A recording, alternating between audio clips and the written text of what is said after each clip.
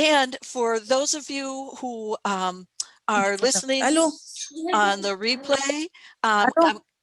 hi, I'm going to ask you to put yourself on mute. Hi, can you put yourself on mute? Thank you.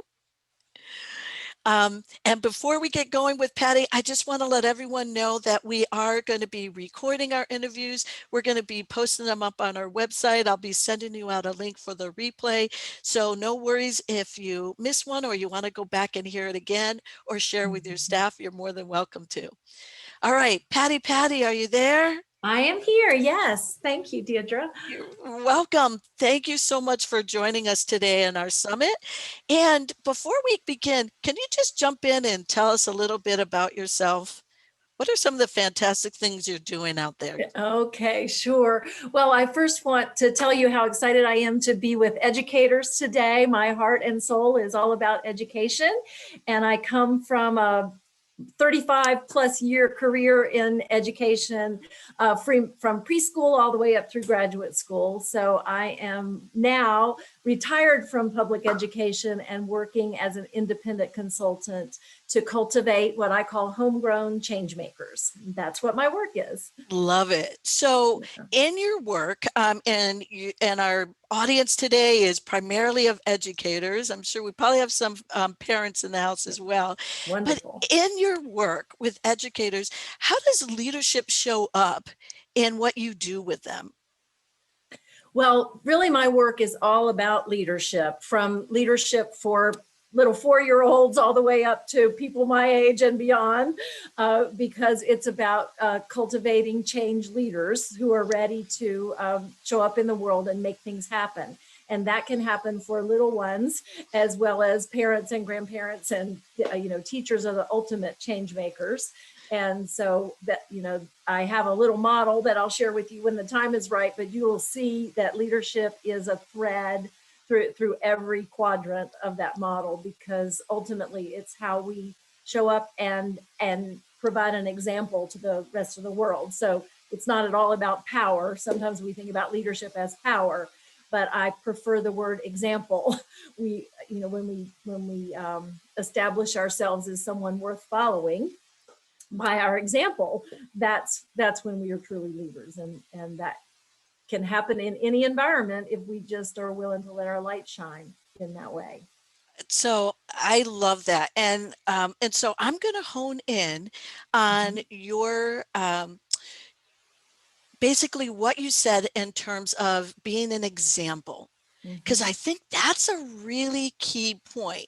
And previous to that, what you just said was, it's not, and again, I say the same thing, it's not about our title, but it's about how we lead, and then the idea of leading by example. So again, you're talking about the way we be. Right? Exactly, our yeah. being, or Yes. how I often say it is how we show up in the world, regardless of the circumstance. Can you elaborate a little bit more on that? Sure. Well, my model, I keep referring to it because beingness is one of the foundations of it. It's about being, doing, connecting, and reflecting. And being is the foundation. It's how we show up as, I always say, homegrown people that come with our backgrounds and our histories and our stories and our experiences. And those come through us in the way, like you're saying, the way we show up in the world. And if any of those experiences don't serve us well, we have the opportunity to say, I'm going to let that one go. That's not what I want to project into the world. That's not what I want to reflect into the world. So I'm going to choose the parts of me that serve me well and can serve the world well. And that's the place from which I will take a leadership stance in whatever I'm doing when it's my turn to do so. Okay, so I got it, because we're hearing a lot about the word stance. And so for some of us who have not connected or explored that term, what does that mean? Like a leadership stance. Could you give us some concrete examples of that? Sure. So when I think about a leadership stance, it is a way of being. It's a way of using my voice and the things that I represent, and doing so with intention. very much about intentionally deciding what are the things that are worth standing up for, and what are the things that are not mine to do. It is that question: what is mine to do today in this situation, and what is mine to do in a bigger way? What are the things that I want to stand for every time I walk out my door, or every time I show up on social media, or every time I show up at my school, and I have a conversation with my professional colleagues, or the parents I work with, or even the students I work with. What is it that I want to come through me? And for me, that is all about change makers these days. So, if you talk to Patti, you're going to hear that word. You're going to hear that word a lot, because I'm taking a stand for cultivating change makers, and recognizing that we can all be change makers. We're not all automatically change makers, but when we show up in our full selves, and we connect with others in meaningful ways, and work across our similarities and differences, then we can be intentional change makers. And that, by very nature, is the work of leaders. Got it. I got it. Okay. So there's a bunch that I want to unpack here, because Okay. you said a whole bunch of things. Yeah. And so one of the first things you talked about is, deciding about who we want to be, or again, how we want to show up as we leave our front door. Mm-hmm. And so when I hear that, it makes me think about being firmly grounded Mm-hmm. in our values. Yes. Right. And so when we talk about leadership and having that understanding, I'm not only be able to articulate it, because that's one thing. We all can say, I believe in this, or Mm-hmm. this is what I think is important. It's something else to live our Mm-hmm. values. And Yes. that's leadership. Yes. Right. And so Yeah. when we're living our leadership, right, when we're living our values, it makes our choices, our actions, our behavior Mm-hmm. actually, I was going to say easy, that yes and no, it makes it easier, because we have this set of guiding principles. When something doesn't feel right, or something's off, right, that's telling us that, okay, something is not quite right in terms of my values. And so there's that piece. And yet the hard piece is, with everything that's floating around us, Mm-hmm. with different people with different ideas, it also makes it hard for us to live in our values all of our time. And so being grounded, having this true and understanding of who we are and how it shows up. And let me ask you this: if you're not grounded, or have a good sense of your values, what is the impact that you've seen in the educational field? Well, if you're not grounded, it can be easy to be led astray. It can be easy to hop on somebody else's bandwagon, or just even I think about teachers' lounges, and where we express our frustrations with a naturally challenging work of teaching. It can be really easy to just uh, pick up language or sentiments that are not the positive view that we need. I was watching your chat and seeing the beautiful things that your audience is intending to convey and to do in their work every day. And when those are expressions of value, those visions are expressions of value. And when you look at everything you do through that lens, through that filter, it just gives you that strength and that backbone to listen for something that's off message or off value for you, and you can say, oh, whoa, easy there. That, remember, that's not what we're about. We're about A, B, and C. And so this message that's coming through right now isn't serving that vision and who we want to be. So I see that as how it kind of shows up, is more of it's a checking point, a filter, and a reminder that if you've kind of practiced your values, even inside your own head, and or if you've let your own values down, as I have done occasionally in a moment. Social environments or places where it's easy to let things creep in because we want to be agreeable and we want to get the joke, or we want to not be seen as too serious or whatever. We can have those moments of going along with something that really is counter to our values. And if we practice those moments in advance, or we reflect on moments when we have let down our values, that, I mean, that has happened to me, then I will be more willing to think, okay, the next time this comes up, I'm going to be ready to say, oh, easy there. Is that really what we want to be doing? And try to come across as a positive example, wanting to be a leader without being judgy or making people feel bad, but still just reminding myself and the people around me that this is what we're here for, and this is what we want to be reflecting out into the world. Okay, so you're singing my song. Yeah. So I'm going to join in on the chorus here, Uh-huh. because one of the first things you talked about is that when we're not grounded in our own values, we can be pulled off course, is what you said. Mm-hmm. And so Mm-hmm. I talk a lot about enrollment, right? So when you're Mm-hmm. not grounded or enrolled in your values, it is easy for others to enroll you in theirs. And that is huge. That's when we get kind of taken off course, and it's like, okay, and if we're not strong, we can get into the spin cycle. Mm-hmm. So I want people to really understand that, you're going to hear a lot about values, a lot about vision, a lot about being grounded, because that's where we anchor in, right, to our leadership and what happens when it shows up or when it doesn't show up.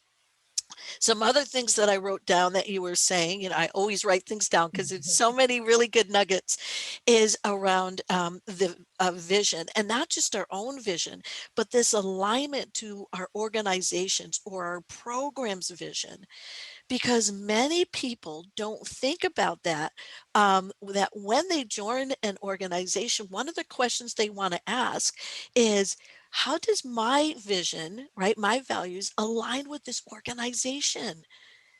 Because what happens, and it's twofold that I see, Patty, you can tell me if I'm wrong, but twofold is one, the interview process needs to go both ways. And I'm saying this, and I know being older, it's a little different because we get a little bit more confident the older we get. A lot of times when we're young or going for a new position, um, it tends to be we're trying to impress or to fit into that organization. And yet we have a responsibility to ourselves when we're showing up in leadership to ask the question about the vision, the values of the organization, because we want to make sure that there's alignment there, because that's where we can see a lot of conflict and disconnect, is when there's a mismatch or not a good fit. Exactly. And on the other side of it, I have to say that within our field, we're not always so good at communicating our values, even from the beginning with our interview throughout the course, or our vision. So I know, and those of you who have been with me for a while, you have heard me go on this rampage. So I'm just going to go there really quick right now. And that is, I can't begin to tell you how often I will ask either the leaders within the program, certainly the staff within the program, tell me about your program's vision or the values. And they're not able to share with me. And so there, right there, if there's one nugget that everyone can take away today, is get your vision out, get your values out, embed them in everything you do. Some of you have them up on your walls, which are fantastic, yet they're not in your meetings, right? Or in your trainings. Some of you have them in your manuals and they're over on the shelf somewhere. And some of you are doing fantastic job in that your value is living, you're living your value every day. And so when your vision and values are up and present, then people actually will be able to come together, and you will see so much commitment come alive. And so I'll get off of my soapbox because I also want to hear about the rest of your framework. So I know that the first part is being or Yes. being grounded. And so tell us the rest about your framework. Yes, if I may, I'm going to hold up my little. I don't. This does this appear backwards to you all? I turned it around on mine. The Nope, words we can are see it. Yep. homegrown Hmm. solutions for a patchwork world, Got and it. that's my little company slogan, and it aligns with beingness, Hmm. homegrown. The solutions are our doingness. You know, what do we set goals and what are we trying to do in the world? The patchwork is connectedness with other humans, and the world is our reflecting quadrant. So I just use this as a little prop. It's a spinner for a little game that's associated with my program. But it's beingness, doingness, connectedness, and reflectiveness. And the idea is exactly you're talking about values, self-confidence, self-awareness, and our sense of agency to make a difference show up in our homegrown selves, the beingness quadrant. And the doing quadrant is all about setting goals to problem solve, to take action, to use our creativity and our innovation and our intelligence to make things better around us, and to persevere. Perseverance is also very much in that doingness quadrant. Connectedness in our patchwork is all about communication, cultural competence, social emotional skills, including empathy. I always put empathy up there as number one. And then our world or reflecting quadrant is about what we reflect inside, what we reflect out into the world. And our work at Blue Roads is very much about having a global mindset. So cultivating a more global mindset that is inclusive, and is all about creating a socially inclusive world that's more healthful and equitable for everybody on our planet together. And let's see, I missed one. Critical thinking is another one that's in that reflecting quadrant, because it's all about using information when we go about solving problems and making sure that we have checked our sources and base things on really best practices. So that is the model in whole. And if your school people will, I know, connect with the language of social emotional intelligence. I think of the bottom two quadrants being all about social and emotional intelligence. That's self and others, right? And the top being all about, actually the problem-based learning that we're using a lot in schools to get kids doing real work for the real world as much as possible. So when they come along, they're ready to get out and work on being change makers themselves. We're not waiting till they get out. I misspoke there, really. Being change makers right from in your classrooms there. So that's kind of the framework that I use in working with people who are aspiring change makers or change makers now. So thank you for giving me a chance to share that. You're welcome, because as you were talking about it, again, I'm over here writing down furiously, and I know I didn't capture everything. I heard leadership every step of the way. Mm-hmm. Every step Yep. of the way. Yep. I may not get this right, so you'll have to tell me what part of the framework that I'm talking Sure. about. But before I get there, one of the things that you talked about was a sense of agency. Mm-hmm. And with that, I wrote down urgency. Oh, I love that. And the Yeah. reason that came up for me is because often, um, again, we get into this rut, and I'm going to raise my hand because I'm right there. I do this often too. But a lot of times we get into this rut where we're going to work and this is what we do.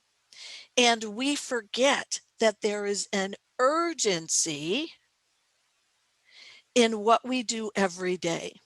And it's one of the reasons why I love working with our infants and toddlers, our preschoolers, right up into our early elementary, right? First, second, third grade, can't forget kindergarten, because the impact that we have as educators on our children's developing mind is critical, where we are literally building neural pathways and brain architecture, literally, that's going to set our children up for the rest of their lives. See, we forget that.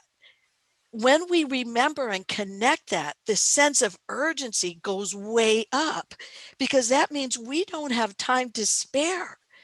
because every single second is an opportunity for our children. And when we're not taking advantage of that, then we have missed opportunities with our children. And not that they don't get a chance later on, because we know they do. Yet what happens is we want to keep building, right? We know that brain architecture is built on repeated experiences over time. So we want to get those pathways strong and anchored. So that was one of the things that I wrote up. And then I heard you talk about that global mindset. Mhm. And so, again, when we think about leadership and the idea of cultural humility, right? We know that there's been a lot of racial tension this past year or so.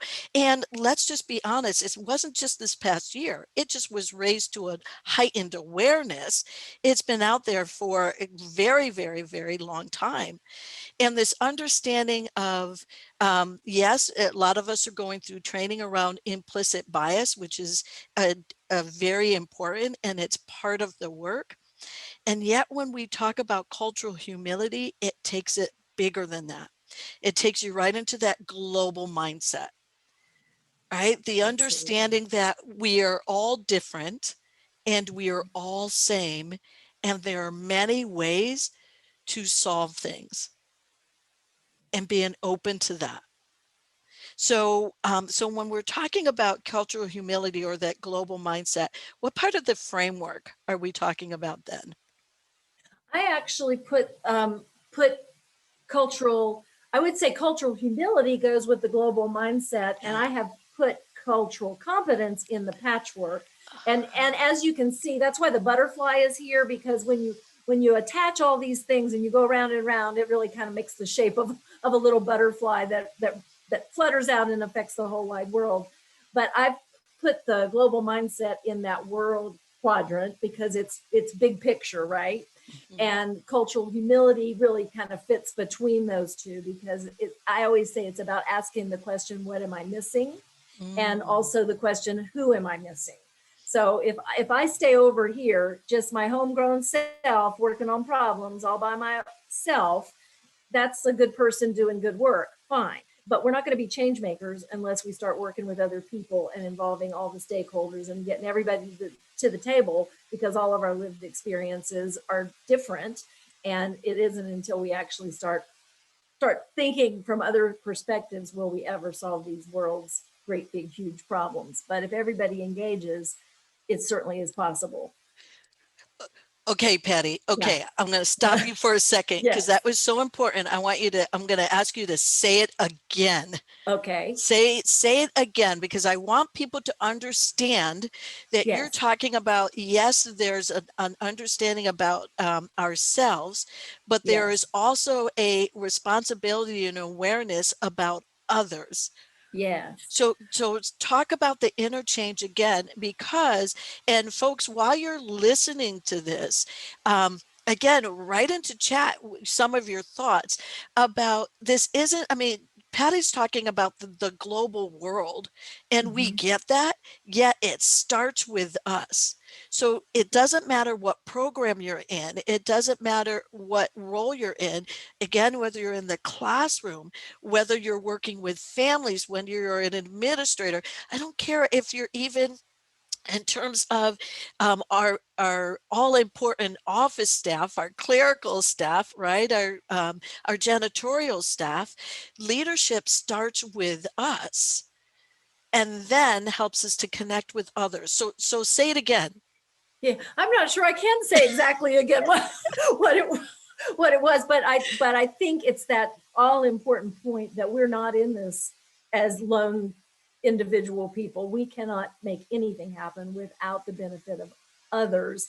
And the more diverse those others are, the richer the experience and the more potential we have for actually solving the problems of the world. And my work kind of has a basis in the United Nations Sustainable Development Goals, as its ultimate goal is, those 17 goals, starting with no more poverty, no more hunger, everybody getting a quality education, equity for everyone, systems that work for everyone, that infrastructure piece, all of those things are there. And we can't work on that level problem in our own community, much less globally, unless we involve everyone in it. And if it's just Patti sitting here, trying to make up a program that's going to try to make a difference, I'm not getting anywhere. I mean, I'm talking to myself, right? And so unless we actually, I'm so happy to meet you, Deidre, because I think we're talking the same language, but from different perspectives. And that's what's necessary to actually make anything happen, is just those relationships. Every educator here knows the value of relationships. I saw that showing up in the vision over here too. We don't get anywhere without relationships. And in my experience, the more new those relationships are, the more fresh perspective those relationships bring to me. Not only am I enriched as an individual, but we're more effective together, because I can't possibly have Deidre's perspective on the world. She lives on the other side of the world. We have different experiences, even though we're both educators. It is only together that we're going to actually make anything happen. And so I'm a big believer in collaborative leadership. I know your theme for team leadership today is just, that's where it's at, because lone leaders are ineffective leaders. Yeah. Yeah. Okay. So yeah, we're both sitting here shaking Yeah. our heads. Yeah. And again, I invite others to jump in on the chat and write in some of your thoughts about that, because I think you hit on a really good point, and it's one of the challenges that we have. And it's not just within the field of education. It's actually in many fields, but we talk about being siloed a lot. Mhm. Right.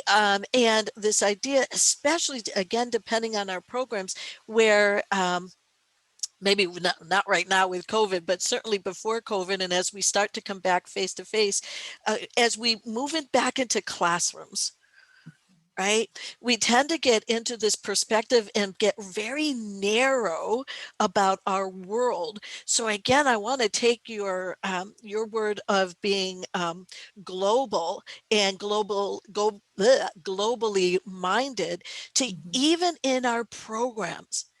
What would it look like to be globally minded?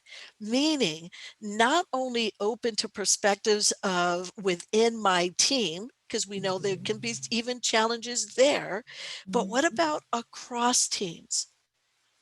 What about Mhm. those other parts of our program? So so we know we want to go out there and impact the world, and yet I'm going to take us full steam all the way back to the beginning, where we talked about how many people don't think of that about themselves as leaders, and yet we all are. And it starts with us and with the teams that we work with our programs, and we can use that to branch out from there. So I love it. So we can talk all day, but I Yes. know we need to wrap up, and I want to introduce our next speaker. But before we do, tell us about how people can find out about you. And I'm going to, while we're doing that, I'll ask my partner Valerie to drop a link into the chat, so that if people wanted to reach out to Patti, they know how to do that. So Patti, wrap us up by saying a little bit more about Changemakers and what you have going on out there. Okay, yes. Well, you can find me at blueroadseducation.org. The name Blue Roads comes from the blue highways, the rural trips across this country, because I'm very rurally situated. And I think of it also referencing the blue marble, because my work is about bringing a global mindset to our more rural parts of this country. So blueroadseducation.org. And if you go there, then you'll learn something about my programs. I call Changemaker U, YOU. And in my programs, we learn and cultivate those 16 characteristics that I was referencing in our little framework, that all people need to show up as change makers in the world, which is a special kind of leadership that I believe that we all need. So I hope you'll check me out at Blue Roads Education, and join me on the journey to become a more effective change maker. And I'm Yes. excited about your work, Deidre, in team leadership, because it's central to Yes. making this world work. We need it. So Yes. Patty, I really want to thank you for joining us today. You and I are going to get to have more conversations because we just scratched the surface. And Yes. again, I encourage you, if you look in the chat, Valerie, thank you. She dropped the link in there so you can go ahead and find Patty there. Find out about the work that she's doing. And for our replay, we'll have the link also put into Patty's page so you can find her from there as well. So Patty, this is where I'm going to say goodbye. Thank you, thank you, Thank thank you. you. I really appreciate you coming again, and we get to play a little bit more with each other. Yes. Thank you so much, Deidre. What a wonderful opportunity. Hope everyone has a great day of learning. I'm going to tune into as much of it as I possibly can because you have a great lineup. So thank you. Bye. Thank you. Bye. Thank Thank you. you.